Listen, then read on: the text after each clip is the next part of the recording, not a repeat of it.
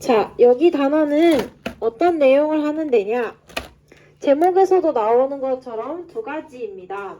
근데 이제 주로 이제 출제에서의 방점은 두 가지를 다 보진 않고요. 얘만 나와요. 복지제도. 그래서 우리나라에서 하고 있는 복지제도 있잖아요. 세 가지가 있거든요.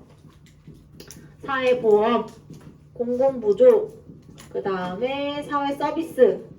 이렇게 세 가지 제도가 있는데 이 세 가지 제도의 특징을 비교하는 문제까지가 과거에 많이 났어요. 한 7년 전쯤에. 근데 지금은 이제 이거 단순하게 비교하는 것만으로는 이제 성에 안 차는 거죠. 아이들이 다 잘하니까. 그래서 얘를 재료로 삼아서 도표 문제를 냅니다. 나쁜 놈들이죠. 어쨌든 그래서 여기서도 또 도표 문제가 나옵니다. 근데 도표 문제를 풀 때 사실 앞에 이제 불평등 같은 단어는 내용을 몰라도 풀 수 있었거든요.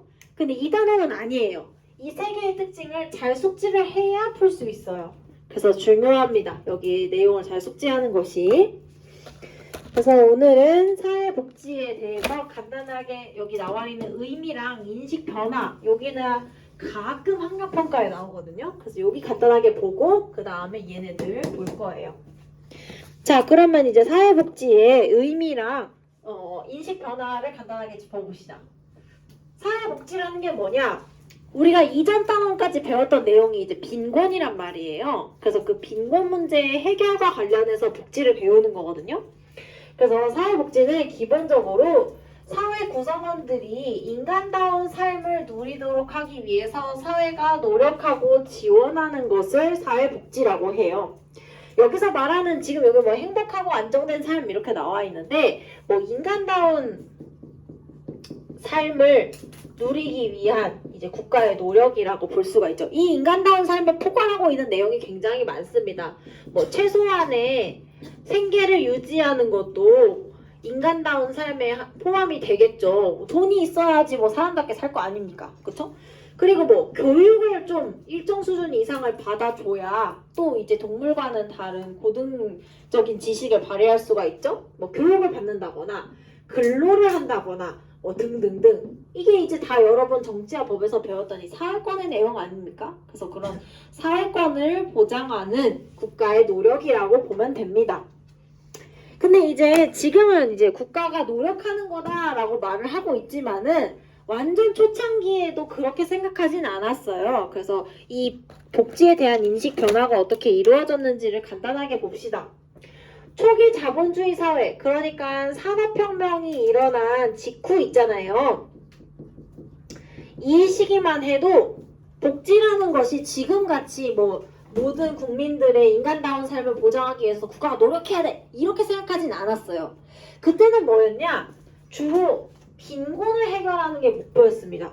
왜? 그때 당시만 해도 그러니까 거지죠. 불황자들이 이제 막 거리에 다니고 막 고아들이 있고 날성 부리고 하니까 그런 사람들을 좀 어떻게 좀 해결을 해보자. 그런 차원에서 출발을 했던 게 초기의 아주 복지의 개념이었습니다. 그래서 그 당시만 해도 빈곤하다는 것의 원인이 누구에게 있다고 하냐면은 개인의 탓이라고 봤어요. 빈곤은. 그러니까 충분히 일을 할 수가 있는데도 게으르거나 혹은 개인이 무능력해가지고 가난한 거다. 굉장히 한심한 거죠. 어떻게 보면은. 그래서 그 한심한 사람들을 국가가 돈을 주어서 구제를 해주는 거예요. 그러니까 국가가 굉장히 착한 거죠. 그 당시를 생각해 보면은. 그렇게 생각을 했답니다.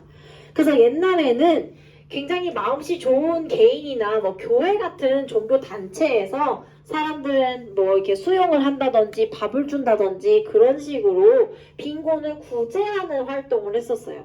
혜택을 이렇게 베풀어 주는 거지. 고맙게도. 그런 게 이제 굉장히 초기 단계의 복지의 개념이라고 한다면은 현재는 복지가 어떻게 바뀌었냐? 방금 이야기했던 것처럼 사회권을 보장하는 걸로 바뀌었죠. 그래서 어떤 국가의 책무처럼 바뀌었는데요. 그렇게 바뀌게 된 계기가 있습니다. 뭐가 있냐? 빈곤이 더 이상은 개인의 탓이 아닌 게 됐어요. 사건들이 많았거든요. 뭐냐? 대표적으로 대공황이라는 사건이 있었죠. 미국에서 있었던 대공황은 개인이 게을러서 일어난 일이 아니잖아요. 나는 열심히 공장을 다녔는데 회사가 망한 걸 어떡해. 그것도 줄줄이 망한 걸? 그리고 전쟁이라는 일을 겪었잖아요. 아니 전쟁이 나서 나라가 망해서 내가 가난한 건데 이건 내 탓이 아니잖아.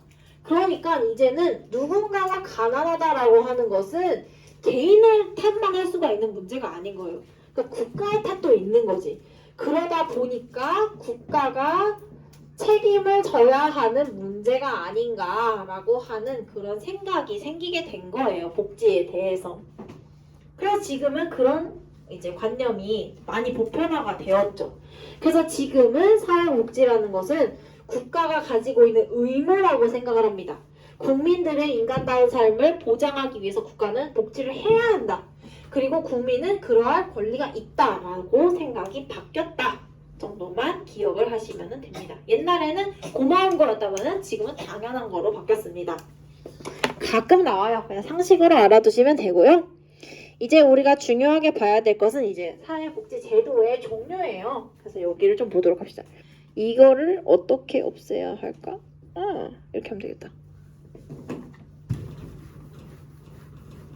이제 인트로로 얘기하자면 이 사회복지 제도가 세 가지가 있다고 했잖아요. 보험, 보조, 서비스.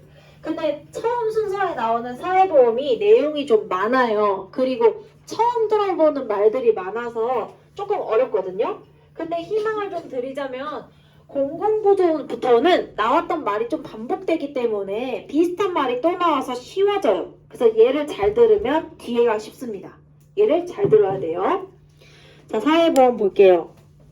사회보험을 말하기 전에 일단 보험이라는 게 뭔지 우리 좀 숙지를 해보자. 너네가 보험이랑 그렇게 친숙하진 않을 테니까 여러분이 들어본 보험 중에 막 광고 같은 데서 본 보험 뭐 있어요? 그래, 고마워. 안보험.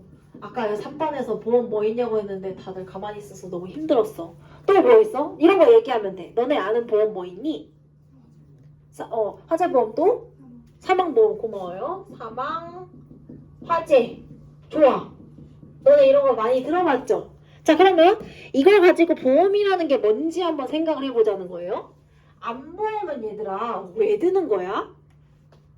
나 지금 암에 걸려서 드는 거야? 걸릴까봐 드는 거야? 그렇죠. 암에 걸릴까봐. 사망보험도 나 지금 죽었으니까 드는 게 아니라 죽을까봐.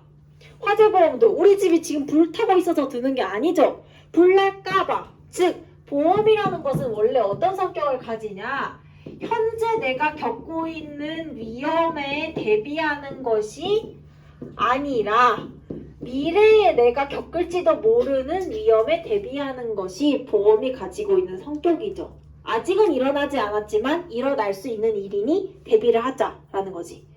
근데 지금 여러분이 이야기한 암보험, 사망보험, 화재보험 이런 것은 회사에서 운영하는 거잖아요. 그쵸? 뭐 AIA, 뭐 악사 막 이런 데서 하는 거잖아.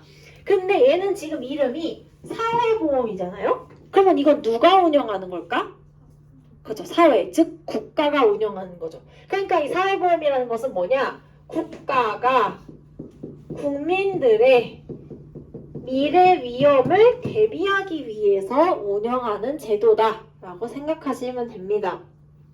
그 이야기가 밑에 나와 있어요. 볼게요. 사회보험의 의미 보시면 국민에게 발생하는 질병, 장애, 노령, 실업, 사망 등의 사회적인 위험을 보험의 방식으로 대처하는 거다라고 나와 있죠.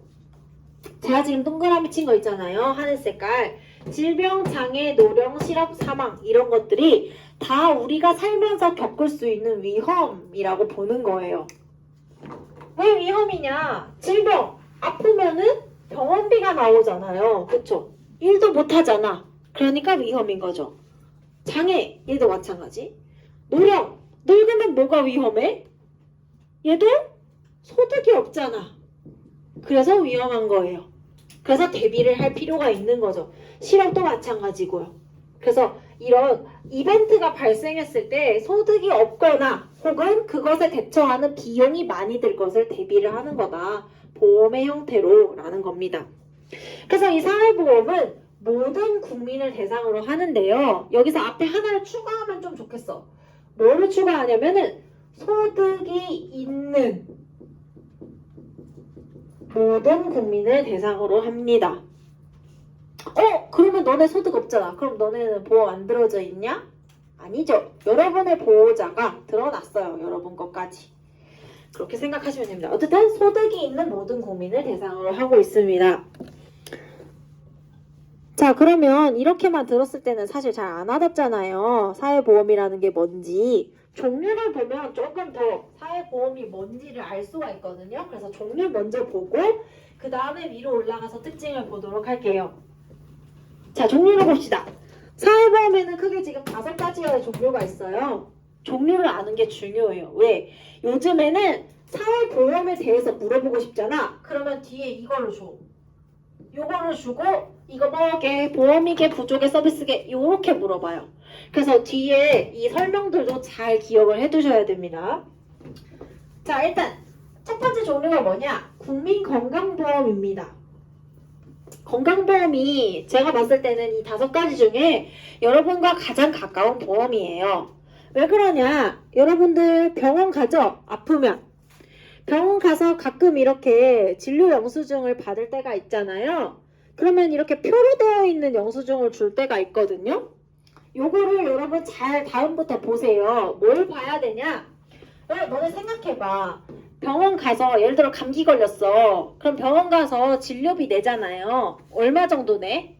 막 몇만 원 내니? 아니죠. 뭐 해봐야 5,000원? 뭐 3,000원? 이렇게 내잖아요.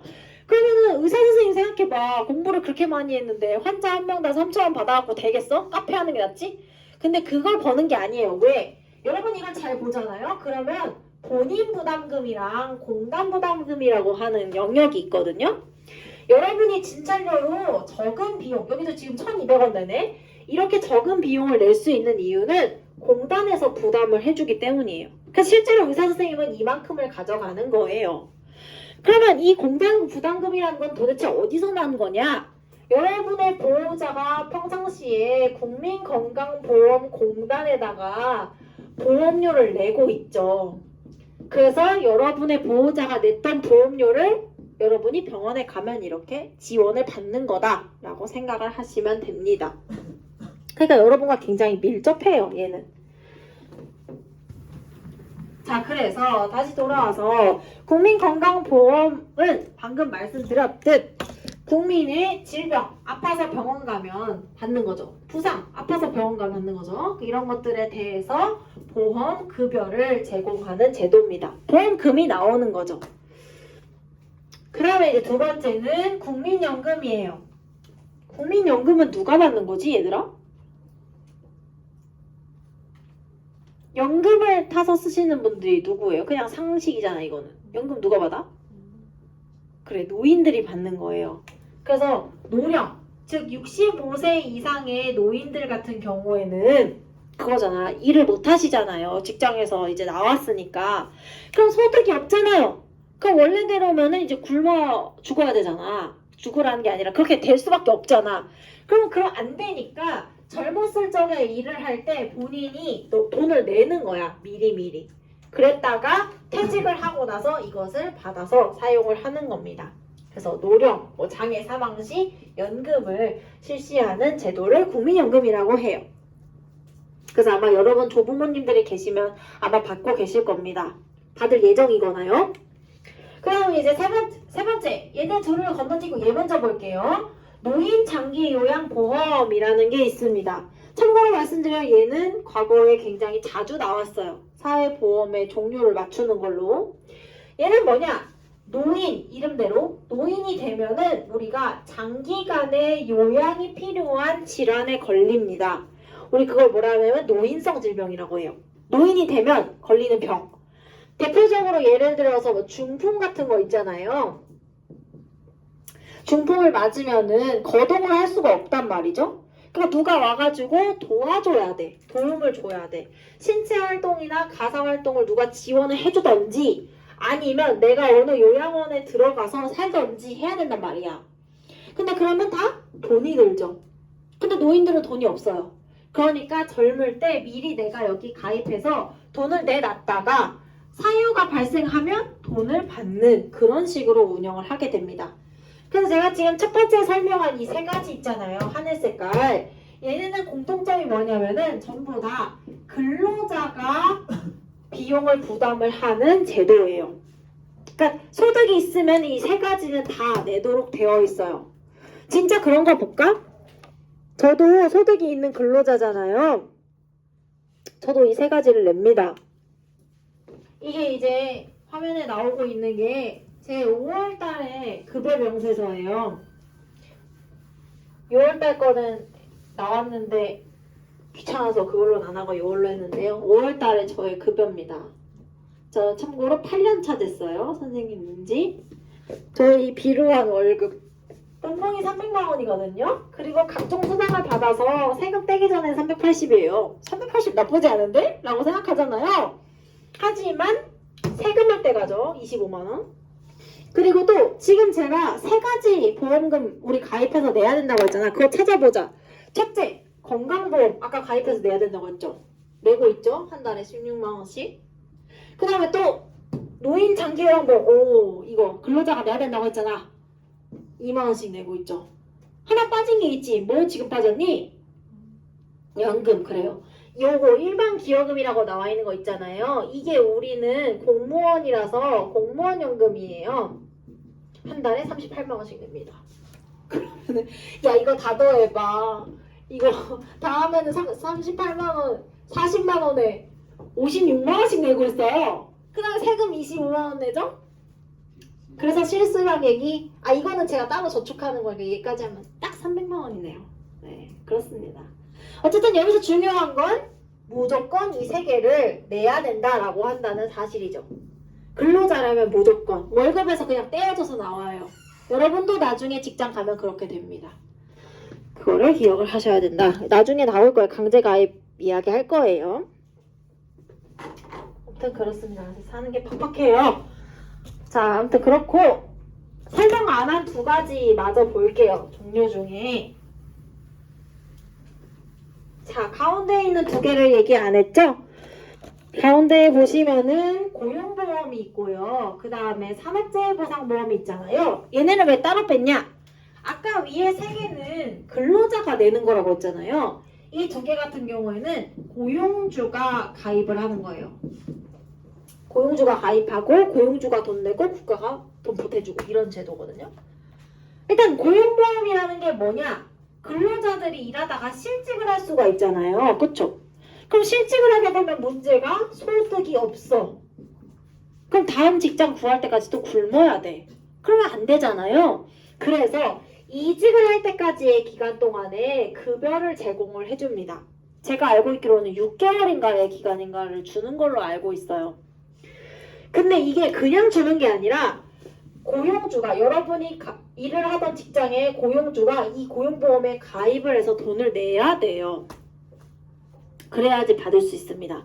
그래서 왜 여러분 그 아르바이트 구하다 보면은요 4대 보험이 가능하네 만에 이렇게 붙어있는 일자리가 있어요. 이런 일자리들이 이런 고용주가 이런 보험 가입했다는 뜻이에요. 그러니까 이런 일자리에 가야 되겠죠. 그래야 혹시 직업을 잃어도 생계가 유지가 가능하니까. 그다음에 비슷한 결로 이 산업재해보상보험도 비슷해요. 얘는 이제 이름에서 알 수 있듯이 산업 현장에서 재해를 입었을 때 보상을 받을 수 있는 보험이거든요.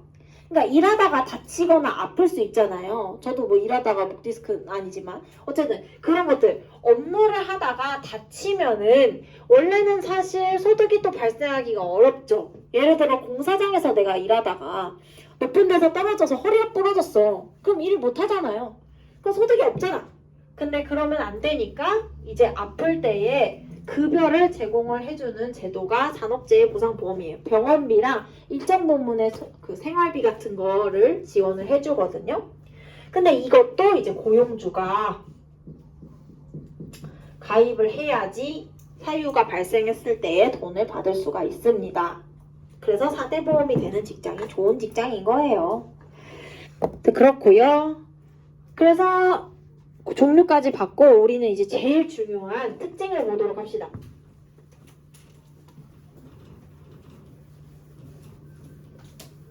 특징이 제일 중요해요. 제일. 자주 많이 나오니까요. 자, 하나씩 밑줄 그으면서 보죠. 첫째, 사회보험은요, 보편복지 이념을 바탕으로 해요. 제가 지금 줄치면서 별표를 그리는 것은 사회보험만 해당하는 거에는 이렇게 표시를 할 거예요. 보편복지 이념을 바탕으로 합니다. 보편복지 이념이라는 게 뭐냐? 보편적. 그러니까는 누구나 모두를 대상으로 한다는 거예요. 모두를 대상으로 하는 제도를 말하는 겁니다. 여기서 말하는 모두를 대상으로 한다는 것은 소득 수준이 상관이 없어요. 그러니까 소득이 많거나 적거나 다 상관없이 똑같은 복지 혜택을 받는 것을 보편복지 이념이라고 합니다. 보편복지 이념 우리가 굉장히 멀게 느껴지잖아요. 이런 말이. 근데 우리의 일상에 굉장히 가까이에 있어요. 지금 여러분 5분이잖아요. 25분 되면 너네 뭐 할 거? 25분이래. 30분 되면 너네 뭐 할 거야 이제? 밥 먹으러 가죠? 그러면 너네 급식비 냈어 안 냈어? 안 냈죠? 그거예요. 그래서 우리의 가장 가까운 보편복지의 이 정신이 무상급식입니다. 여러분의 소득 수준과 상관없잖아요. 잘 사는 친구건 못 사는 친구건 아무 상관없이 그냥 고등학생이면 무조건 지원을 해주는 게 보편복지 이념입니다. 반대말도 있어요, 여러분. 보편복지의 반대말이 뭐냐? 뒤에 나올 건데요. 선별적 복지 이념입니다. 이 선별적 복지라는 것은 말 그대로 복지의 대상을 선별하는 거죠. 선별한다는 거는 복지가 필요한 사람을 골라서 지원을 한다는 거예요. 즉 다른 말로 바꾸면 저소득층을 중심으로 복지의 혜택을 제공하는 것을 선별적 복지라고 한다고 생각하시면 됩니다. 자, 그래서 보편적 복지 했고요. 그 다음에 이제 두 번째. 아까 제가 얘기했죠? 강제가입의 원칙이 적용된다. 저 한 달에 50여만 원씩 내는 거 내고 싶지 않아요. 특히 너네도 해당되겠지만 국민연금 있잖아. 저는 사실 공무원연금 한 달에 지금 40만 원씩 내고 있지만 내면서도 돌려받을 수 있을지 의문이거든요. 근데 나의 그런 의문과는 상관없어. 그냥 무조건 내야 돼. 왜? 국가의 입장에서는요. 국민들이 스스로 미래를 대비를 안 할 수도 있잖아. 그러니까 그거를 미리미리 대비를 하도록 강제로 보험에 가입하도록 하는 거예요. 근데 얘도 사회보험만의 특징입니다.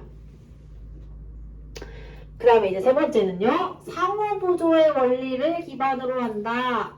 얘도요. 사회보험만이 가지는 특징이에요. 상호보조의 원리. 자, 여러분 이 상호보조의 원리라는 거는 무슨 말이냐? 일단 말뜻을 풀이하고 그 다음에 왜 상호보조인지 설명할게요. 상호보조 한자어죠. 상호라는 게 무슨 뜻이야? 서로 그렇죠. 상호 간에 인사하면 서로 인사하니까 상호 서로. 보조 부자는 도울 부자예요. 헬프 도와준다는 거지. 조자도 도울 조자예요. 그러니까 상호보조라는 거는 서로 도와준다는 뜻이거든요. 그럼 갑자기 사회보험이랑 서로 도와주는 거랑 도대체 뭔 상관이냐? 이 사회보험에 필요한 돈이 운영되는 방식을 생각해 보면 돼요. 예를 들어서 건강보험을 운영하는 기금이 있다고 생각을 해봅시다. 자, 여기에 돈을 누가 넣어요? 저 넣죠? 한 달에 16만 원씩 넣고 있죠. 지수도 돈을 내고 있죠. 그 다음에 또 소득이 있으니까 우리 김대엽 선생님도 돈을 내고 있을 거예요. 그쵸? 김민교 선생님도 내고 뭐 조한희 선생님도 내고 막 다 내고 있어. 그리고 소득으로 둘째 가려면 서러운 이재용 씨도 내고 있겠죠. 이재용은 중요해요. 이따 아주 중요하게 언급될 거예요. 자, 이렇게 다 같이 돈을 내고 있단 말이야. 그죠? 근데 이제 이렇게 모은 돈을 갖다가 필요한 일이 생겼을 때, 예를 들어 제가 돈을 내고 있다가 목디스크가 터져가지고 병원에 갔어요. 그럼 그때 이제 타서 쓰는 거죠. 그쵸? 김대엽 선생님도 돈 넣었다가 애기들이 아프면 병원 가서 타서 쓰는 거죠. 김민규 선생님도 요즘에 여기 목 아프다고 이렇게 두들기고 계시던데 목이 아프면 여기 병원 가서 물리치료 받겠죠. 그런 식으로 다 같이 모아서 다 같이 나누어 쓰는 그런 식으로 자금이 운용이 된단 말이에요. 그래서 서로서로 도와준다라는 거죠. 갯돈처럼 같이 부어놨다가 누구 필요한 사람이 생기면 그 사람이 갖다 쓰는 거야. 그래서 서로서로 도와주는 그런 원리를 가지고 있습니다. 그 다음에요. 이제 네 번째인데요. 미래에 직면할 사회적 위험에 대처하는 사전 예방적 성격이 강하다. 얘도 사회보험만 가지고 있는 특징인데요. 사실 사전 예방이라는 말이 어렵게 들리지만 앞에 나와 있는 말이랑 똑같은 말이에요. 사실은 같은 말이야. 왜? 사전, 일이 발생하기 전에, 그냥 예를 들어서 내가 아프기 전에 예방, 여기서 예방은 진짜 예방이라기보다는 대비라는 말로 이해하시면 되거든요. 내가 아플까봐 건강보험료를 내고 있잖아요. 그래서 사전 예방이라고 표현하는 겁니다. 목 아프다. 자, 그 다음에 이제 다섯 번째입니다. 다섯 번째 가보면은 금전지원을 원칙으로 한다라고 나오죠? 제가 지금 펜 색깔이 바뀌었죠? 얘는 사회보험만 가지는 특징은 아니라서 그래요. 금전지원을 원칙으로 한다는 거는 말 그대로 금전, 돈을 주는 거죠. 그래서 돈으로 지원해주는 제도입니다. 뭐 국민연금 준다고 해서 노인들 누가 말벗으로 가고 이런 게 아니잖아요. 그냥 돈이 나가는 거잖아요. 그래서 금전지원입니다. 그 다음에 이제 몇 번째냐? 여섯 번째죠. 수익자 부담을 원칙으로 하고 있어요. 얘도 사회보험만의 특징이에요. 물론 사회서비스 중에 일부 그런 게 있긴 하지만 일단 사회보험의 큰 특징이니까 알아둡시다. 여기 이 수익자 부담이라는 게 무슨 말이냐면은 이것도 한자예요. 숫자가 무슨 숫자냐면은 받을 숫자예요. 우리가 택배를 수령해 가다 이렇게 할 때 그 숫자입니다. 택배 받아간다고 할 때. 익자는 이익하다 할 때 익자예요. 그러니까 수익자라는 것은 이익을 받는 사람을 말하는 거죠. 부담한다는 거는 비용을 부담한다는 거거든요. 그러니까 수익자 비용 부담이라는 거는 돈을 내는 사람이 복지의 혜택도 받아간다 라는 의미예요.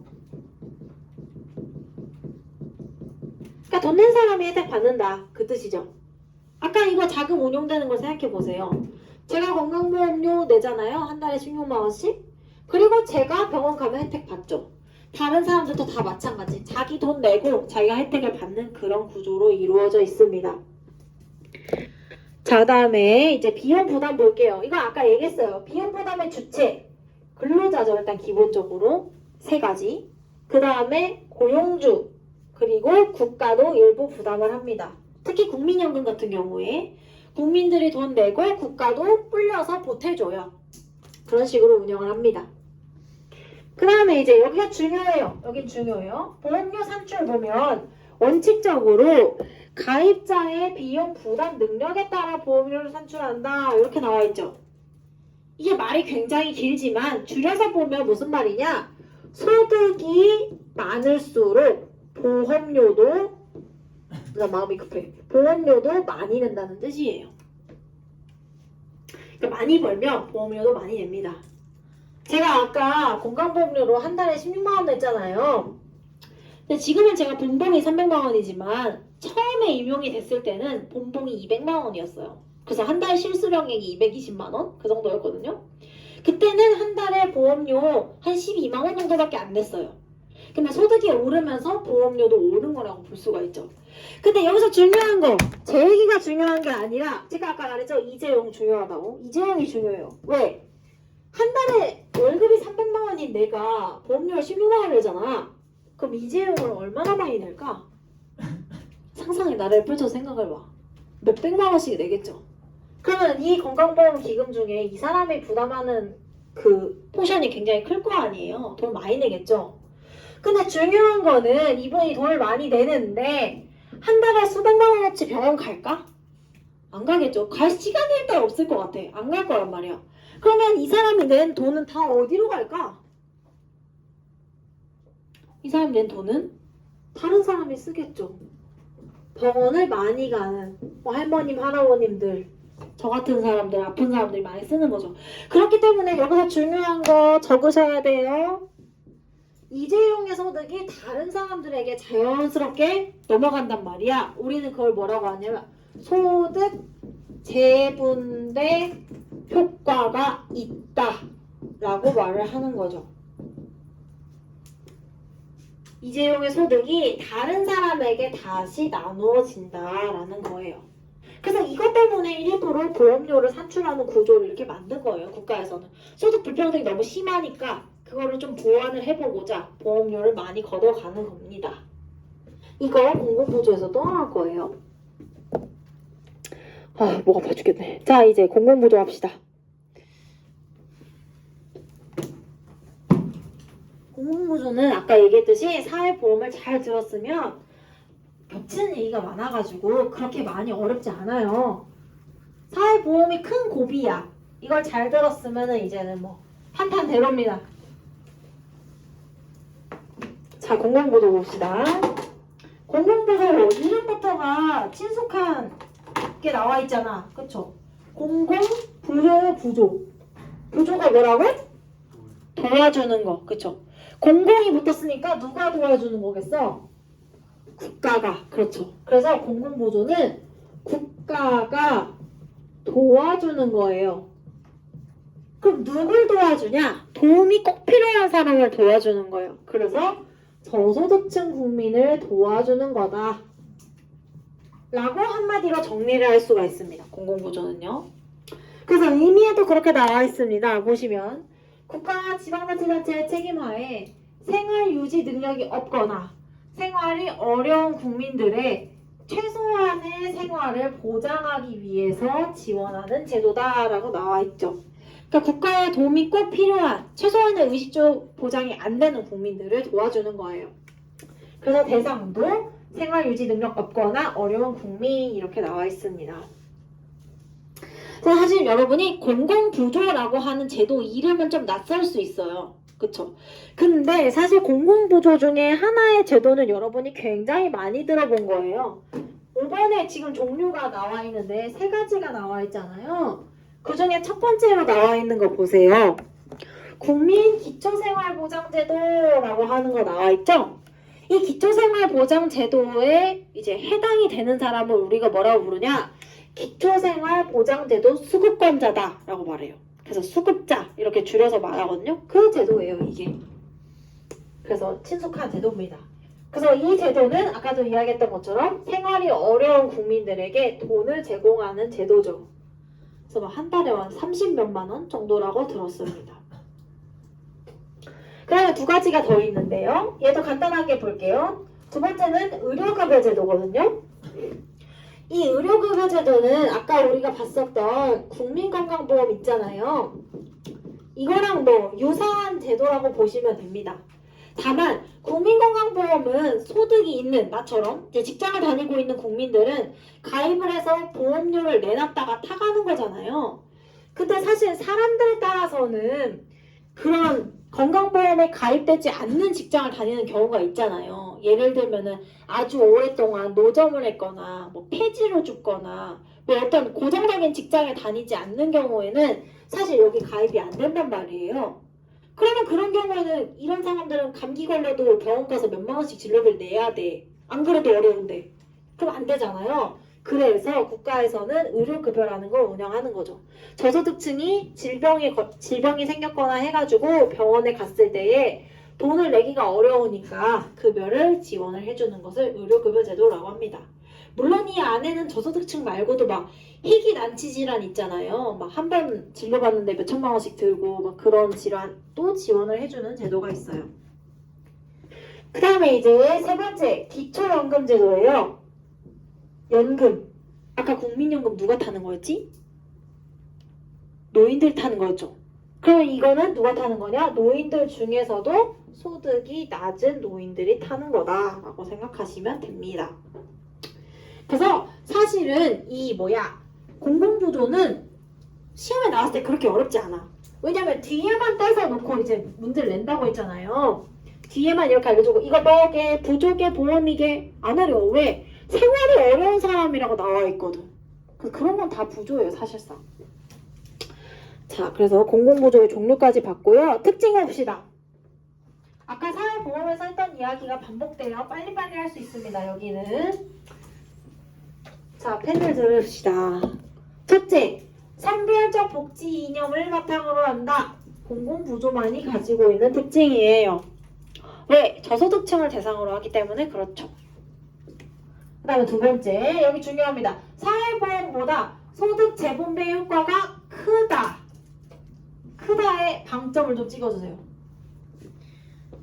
아까 여러분 사회보험에서 소득 재분배 효과가 발생한다고 했잖아요.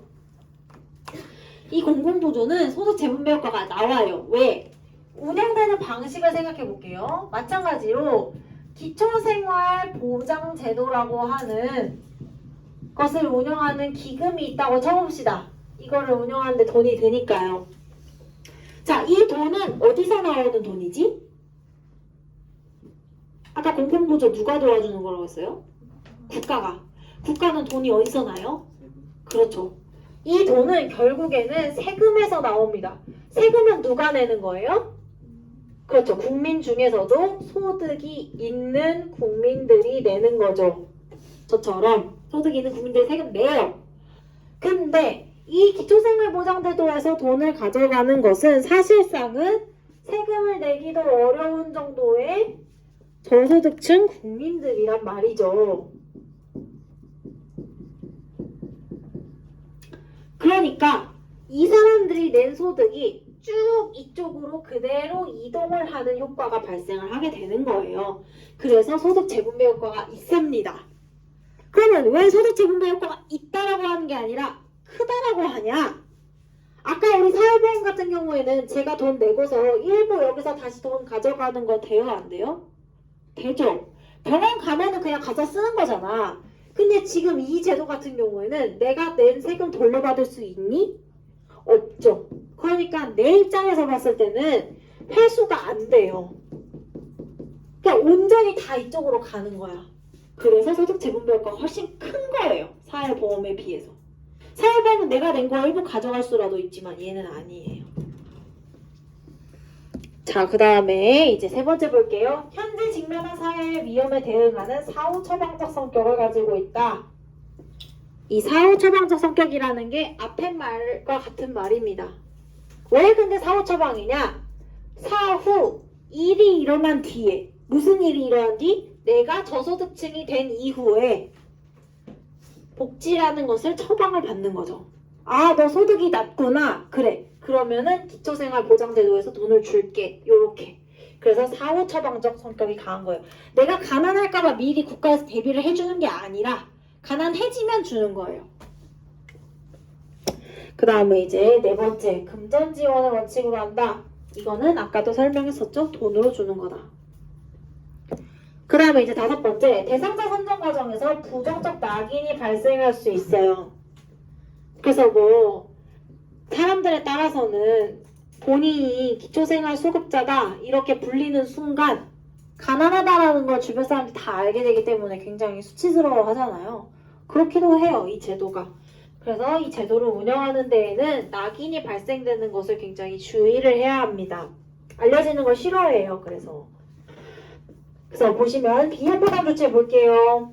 이 비용부담의 주체는 아까 이야기했듯이 세금으로 운영이 되는 거다. 그래서 국가와 지방자치단체라고 나와 있죠. 그럼 이게 중요한 게 두 번째입니다.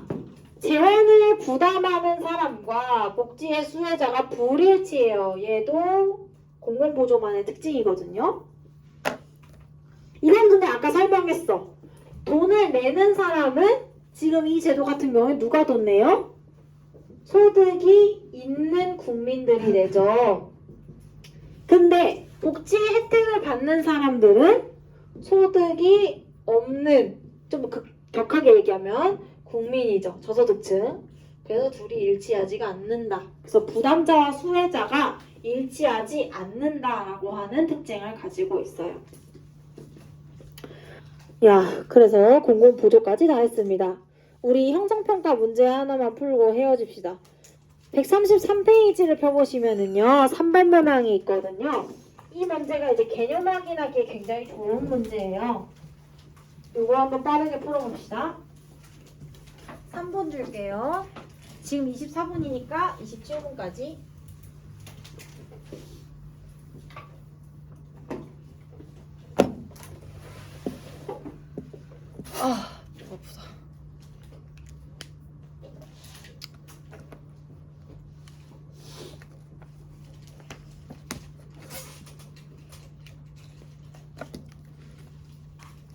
지금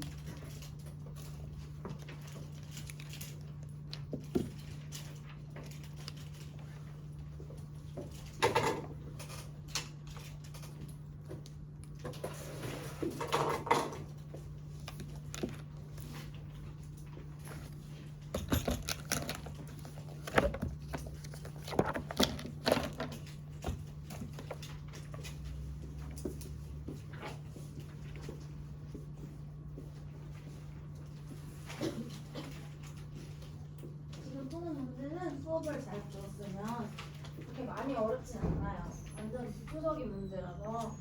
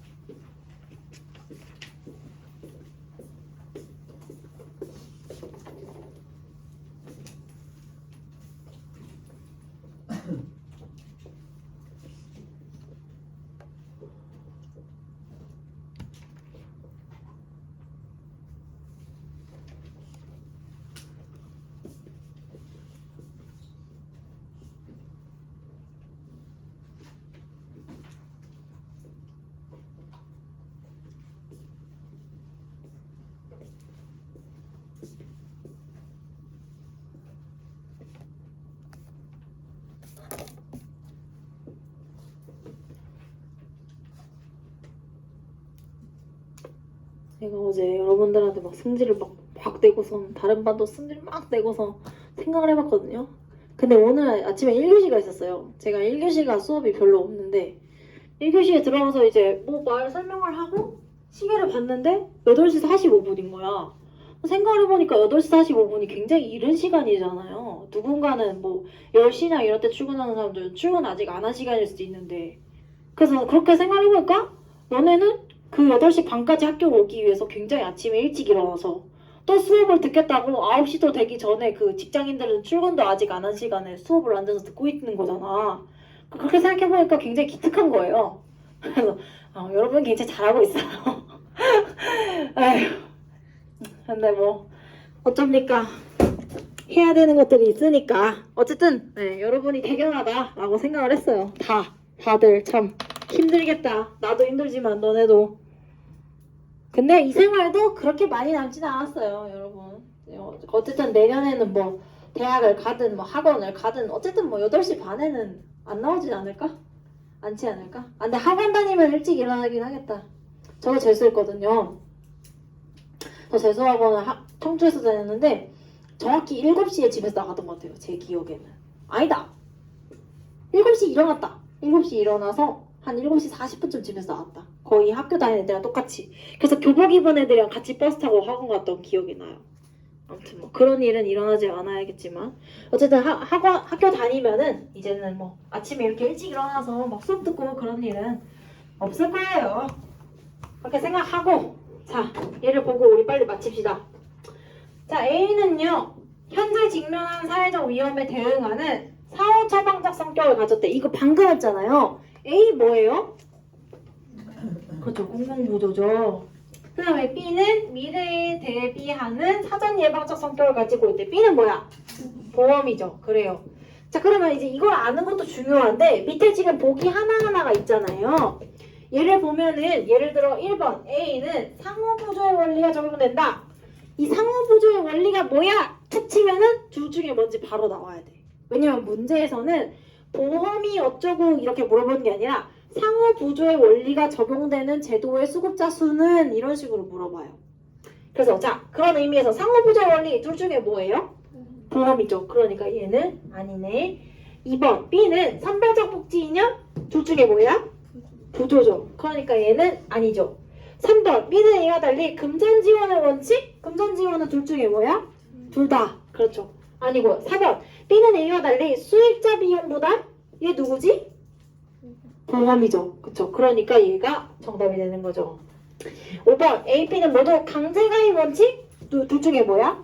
보험이죠. 요렇게. 그래서 얘네 특징을 가지고 물어봤을 때 바로바로 인출이 돼야 된다. 까지 다음 시간에 사회 서비스 합시다.